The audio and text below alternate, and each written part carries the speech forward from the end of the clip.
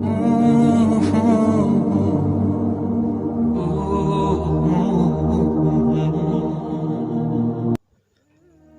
کی خاموشی سے ڈرو جن کا آپ نے دل دکھایا ہے، کیونکہ اگر انہوں نے کچھ کہا نہیں یا کیا نہیں تو بدلے میں اللہ ضرور کرے گا۔ تنہا انسان کو کبھی تنہا نہ سمجھنا، کیونکہ جو تنہا ہوتا ہے اس کے سب سے قریب اللہ ہوتا ہے۔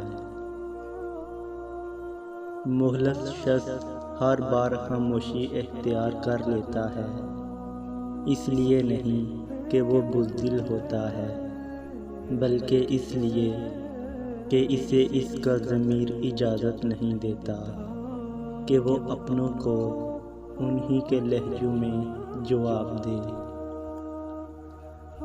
خاموشی سے اپنی پہچان بناتے چلو، وقت خود تمہارا نام بتائے گا۔ جو شخص اللہ پر اور قیامت کے دن پر ایمان رکھتا ہے، اسے چاہیے کہ اچھی بات کہے یا خاموش رہے۔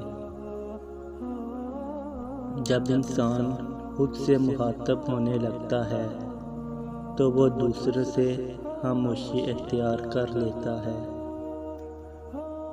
محنت اتنی خاموشی سے کرو کہ تمہاری کامیابی شور مچا دے۔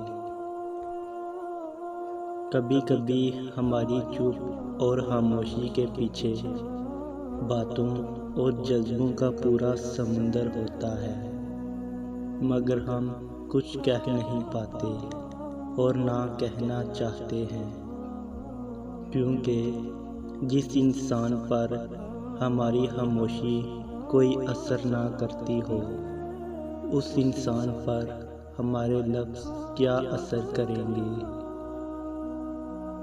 اس سے تو خاموشی بہتر ہے کہ کسی کو دل کی بات کہہ کر پھر سے کہا جائے کہ کسی سے نہ کہنا۔